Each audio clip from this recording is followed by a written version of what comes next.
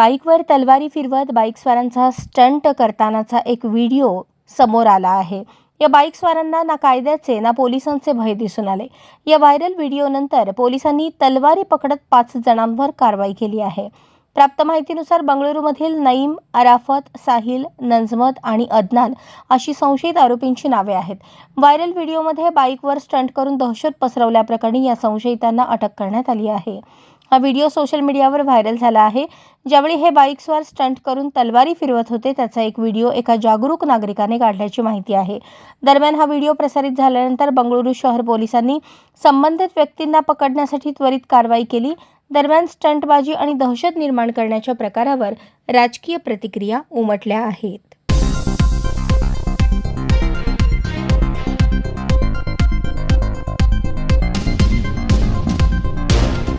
अधिकारी येतात आणि जातात, परंतु काही ठराविक अधिकाऱ्यांशीच त्या शहराशी नाळ जोडलेली आहे. त्या शहरात केलेले काम, आठवणी ते कायम स्मरणात ठेवतात. सोलापुरात अनेक अधिकारी आले आणि गेले, पण मोजकेच सोलापूरकरांच्या आठवणीत राहिले. त्यापैकी एक अधिकारी म्हणजे तत्कालीन उपप्रादेशिक परिवहन अधिकारी राजेंद्र मदने. सोलापुरात RTO म्हणून काम करताना त्यांच्याकडे महानगरपालिकेच्या परिवहन व्यवस्थापकाची जबाबदारी आली आणि त्यांनी असे काम केले जे सगळ्या सोलापूरकरांच्या आठवणीत ते काम राहिले. त्याकाळी परिवहन विभागाला त्यांनी एका उंचीवर नेऊन ठेवले. शहरात तब्बल 100 बस रस्त्यावर पाहायला मिळत होत्या. परिवहन व्यवस्थापकाची जबाबदारी सांभाळताना त्यांनी आपल्या उपप्रादेशिक परिवहन अधिकारी पदाचा पुरेपूर फायदा महानगरपालिकेला करून दिला. राजेंद्र मदने हे मूळ पुणे जिल्ह्यातील. त्यांनी शासकीय सेवेतून स्वेच्छानिवृत्ती घेतली आहे. बऱ्याच दिवसानंतर ते शुक्रवारी सोलापुरात आले होते. काही पत्रकारांच्या त्यांनी भेटी घेतल्या, त्यामुळे जुन्या आठवणींना उजाळा मिळाला. सोलापुरात आल्यावर त्यांनी 7 रस्ता येथील बस डेपोला आवर्जून भेट दिली. त्या ठिकाणी जुन्या कर्मचाऱ्यांशी संवाद साधला. साहेब आल्याने कर्मचाऱ्यांच्या चेहऱ्यावरील आनंद सुद्धा पाहण्यासारखा होता. परिवहनच्या बससमोर ते नतमस्तक झाल्याचे पाहायला मिळाले.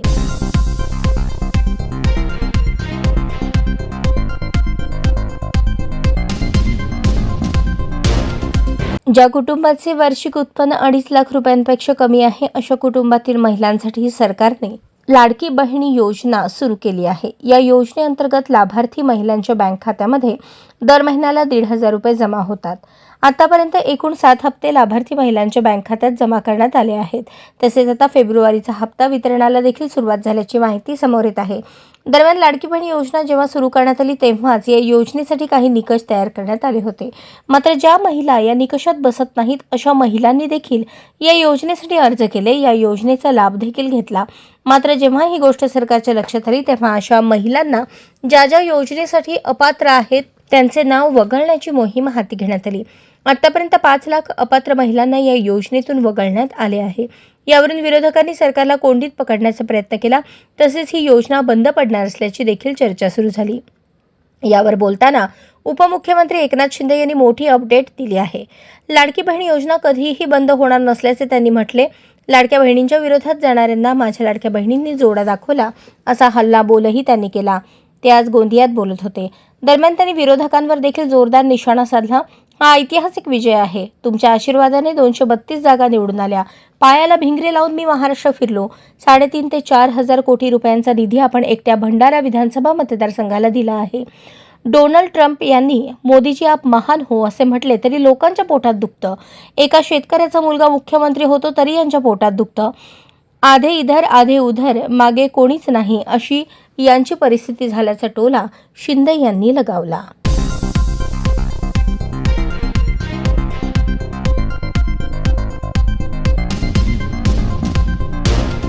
फेब्रुवारी-मार्च 2025 मध्ये होत असलेल्या माध्यमिक शाळा परीक्षा 10वीच्या शुक्रवारी 21 फेब्रुवारीपासून सुरू होत आहेत. जिल्ह्यातील 184 केंद्रांवर 65,585 विद्यार्थी परीक्षा देणार आहेत. दरम्यान मराठी म्हणजे भाषा विषयाच्या पेपरने 10वीच्या परीक्षेला प्रारंभ होत आहे. राज्याच्या मुख्य सचिवांनी कॉपीमुक्त अभियानाची अंमलबजावणी करण्यासाठी सर्व त्या आवश्यक यंत्रणेचा वापर करावा, याबाबत निर्णय घेण्याचे अधिकार जिल्हाधिकारी कुमार आशीर्वाद यांना देण्यात आले असल्याचे शिक्षणाधिकारी सचिन जगताप यांनी सांगितले. 10वीच्या परीक्षेसाठी जिल्ह्यात 15 परिरक्षक केंद्राची निर्मिती करण्यात आली असून यावर गट शिक्षणाधिकारी, विस्तार अधिकारी यांची नियुक्ती करण्यात आली आहे. 10वीची परीक्षा 21 फेब्रुवारी ते 17 मार्च 2025 या कालावधीत पार पडणार आहे. परीक्षा केंद्रावर विशेष पोलिसांचा बंदोबस्त तैनात असणार असून बैठक पथकही नेमण्यात आले आहे. परीक्षा केंद्र परिसरात कलम 144 लागू करण्यात आले असून संवेदनशील केंद्रावर शिक्षण विभागाचे विशेष लक्ष असून याशिवाय सीसीटीव्ही कॅमेऱ्यांच्या माध्यमातून परीक्षा केंद्रावर लक्ष ठेवण्यात येणार असल्याची माहिती माध्यमिक शिक्षण विभागाने दिली. शहर आणि जिल्ह्यातील अनेक परीक्षा केंद्रांवर आज परीक्षेला येणाऱ्या मुलांचे आनंदात स्वागत करण्यात आले. तसेच औक्षण आणि गुलाब पुष्प देऊन मुलांचे स्वागत करण्यात आले.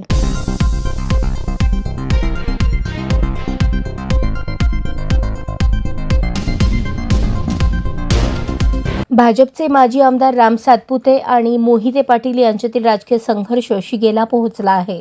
लोकसभेला सोलापूरमध्ये आल्यानंतर विधानसभेला ते शहरमध्ये या मतदारसंघात निवडणूक लढवतील अशी शक्यता होती, परंतु त्यांनी आपल्या हक्काच्या माळशिरस मतदारसंघातच निवडणूक लढवली.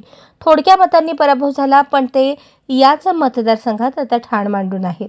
माळशिरस तालुक्यात भारतीय जनता पार्टी पक्ष वाढवण्यासाठी सातपुते यांनी कंबर कसली आहे. मोहिते पाटलांवर नाराज गट भाजपच्या जवळ जाताना पाहायला मिळतोय. 2 दिवसांपूर्वी जिल्हा परिषदेचे माजी सदस्य, आंबेडकरी नेते त्रिभुवन धाईंजे आणि राम सातपुते यांची वेळापूरमध्ये भेट झाली. सातपुते यांनी त्यांच्या कार्यालयाला सदिच्छा भेट दिली. या भेटीचे फोटो सोशल मीडियावर व्हायरल झाले आहेत. या भेटीनंतर धाईंजे हे भारतीय जनता पार्टीत जाणार का अशी चर्चा माळशिरस मतदारसंघात सुरू झाली आहे. धाईंजे हे 2017 मध्ये वेळापूर जिल्हा परिषद गटातून सदस्य झाले होते. तेव्हा ते मोहिते पाटील समर्थक होते. 2019ला मोहिते पाटील भाजपमध्ये गेल्यानंतर धाईंजे हे राष्ट्रवादी सोबतच राहिले. त्याचा त्यांना मोठा फटका बसला.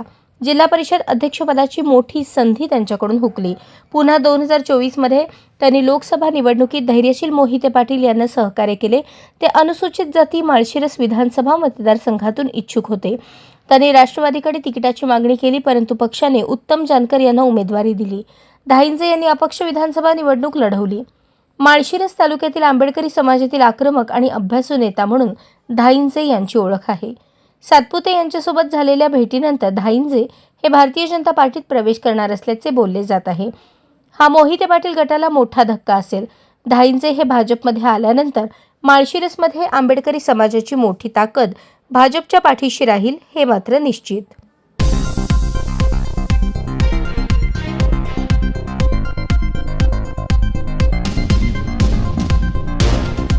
राष्ट्रीय अध्यक्ष तथा राज्याचे लोकप्रिय उपमुख्यमंत्री अजितदादा पवार, प्रदेशाध्यक्ष खासदार सुनील तटकरे यांच्या संकल्पनेतून शिवजयंतीनिमित्त स्वराज्य सप्ताह तसेच संत गाडगे महाराज यांची 23 फेब्रुवारीला जयंती आहे. त्या जयंतीचे औचित्य साधून स्वच्छता अभियानाचे आयोजन करण्यात आले असून त्याच पार्श्वभूमीवर सोलापूर शहर राष्ट्रवादीचे उपाध्यक्ष सुजित अवघडे यांनी भुईकोट किल्ला येथे स्वच्छता अभियान उपक्रम घेऊन स्वच्छ भारत मिशनचा संदेश दिला.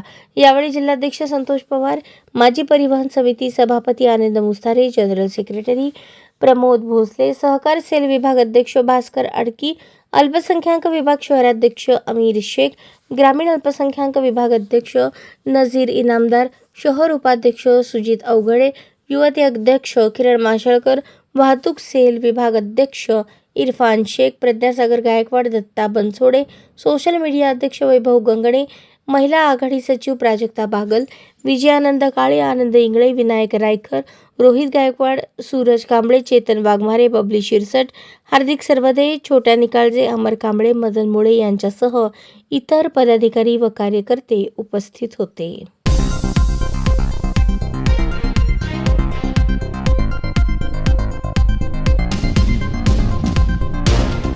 महाराष्ट्रासह 5 राज्यात शासकीय रेखा कला परीक्षा घेतली जाते. याचे नियोजन कला संचालनालय मुंबई मार्फत घेण्यात येत असलेल्या शासकीय रेखा कला म्हणजेच एलिमेंटरी इंटरमिजिएट चित्रकला ग्रेड परीक्षा 2024 मध्ये एकूण 7,50,935 विद्यार्थी परीक्षेस प्रविष्ट होते. सोलापूर जिल्ह्यातून 23,410 विद्यार्थी परीक्षेस प्रविष्ट झाले होते. पहिल्यांदाच 100 विद्यार्थ्यांच्या गुणवत्ता यादीत सोलापूरच्या 28 विद्यार्थ्यांनी यश संपादन केले। या गुणवंत विद्यार्थ्यांचा सत्कार सोलापूर जिल्हा शैक्षणिक कला शिक्षक संघटनेतर्फे करण्यात आले। 19 फेब्रुवारी रोजी शिवजयंतीचे औचित्य साधून शासकीय रेखाकला परीक्षेमध्ये सोलापूर शहरातील विशेष प्रावीण्यप्राप्त विद्यार्थ्यांचा कौतुक सोहळा संपन्न झाला। सर्वप्रथम छत्रपतींच्या प्रतिमेस पुष्प अर्पण करण्यात आले। यावेळी राज्याध्यक्ष शेरशाह डोंगरे यांनी चित्रकलेत पारंगत असलेले विद्यार्थीच अभ्यासात हुशार असतात असे मत व्यक्त केले। विद्यार्थ्यांचा गौरव स्मृतिचिन्ह, 200 रुपयांचे बंद पाकिट आणि पुष्पगुच्छ देऊन करण्यात आला। अखिल महाराष्ट्र राज्य शैक्षणिक संघटनेचे राज्याध्यक्ष शेरशाह डोंगरे यांच्या अध्यक्षतेखाली हा कार्यक्रम घेण्यात आला। तर राज्य उपाध्यक्ष शशिकांत मोडगी, राज्य सहसचिव शांतप्पा काळे प्रमुख पाहुणे म्हणून उपस्थित होते। जिल्हाध्यक्ष शशिकांत सदाफुले, सचिव संतोष धारेराव, ज्ञानेश्वर कांबळे, सचिन कोरे, शैलेश कुलकर्णी, सिद्धाराम काळे, चेतन महाजन, नागराज, रमण शेट्टी, मोहन कांबळे, सोमेश्वर मेत्रे, अविनाश पवार, सुभाष सुतार आदी कला शिक्षक, गुणवंत विद्यार्थी आणि पालक उपस्थित होते। कार्यक्रमाचे सूत्रसंचालन संतोष धारेराव यांनी केले। आभार प्रदर्शन शैलेश कुलकर्णी यांनी केले।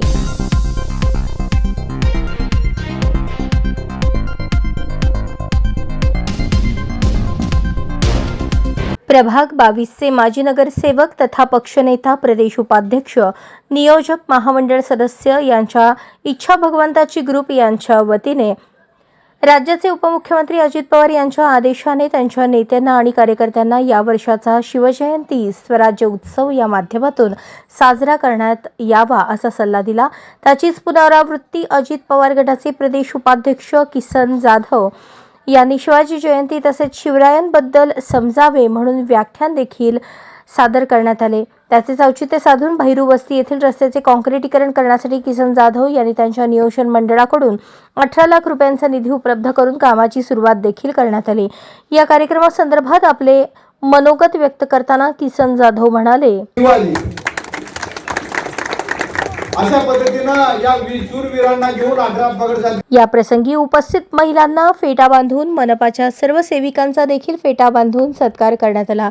यावेळी उपस्थित राष्ट्रवादी महिला कार्याध्यक्ष चित्रा कदम, आनंददादा मुस्तारे, हेमंत चौधरी, चेतन गायकवाड, लक्ष्मी पवार, संगीता गायकवाड, बिराजदार मावशी, रुक्मिणी जाधव, शोभा गायकवाड तसेच रामवाडी UPC सेंटरचे कर्मचारी रेखा गायकवाड, पूनम जाधव, रीना गायकवाड, सरोजिनी गायकवाड, ऋषी येवले, महादेव राठोड, माणिक कांबळे आदी कार्यकारी सदस्य उपस्थित होते।